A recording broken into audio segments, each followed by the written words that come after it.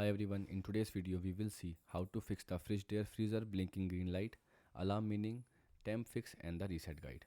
So firstly you can check if the door is properly closed. Open the freezer door and check for any food blocking it. Then make sure nothing is stuck between the door and the gasket. Then close the door firmly until you hear it seal properly.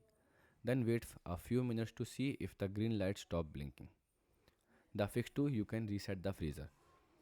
Unplug the freezer from the power outlet, wait for around 5 to 10 minutes, then plug it back in and check if the blinking green light is gone. In the fix 3, you can clean the condenser coil. Unplug the freezer, locate the condenser coil, usually at the back or bottom. Use a brush or vacuum to remove dust and the dirt and plug the freezer back in and check the light. And in the last fix, you can simply check the temperature setting. Look at the temperature control panel. Make sure the freezer is set to the recommended temperature, usually 0 Fahrenheit to minus 18 degree.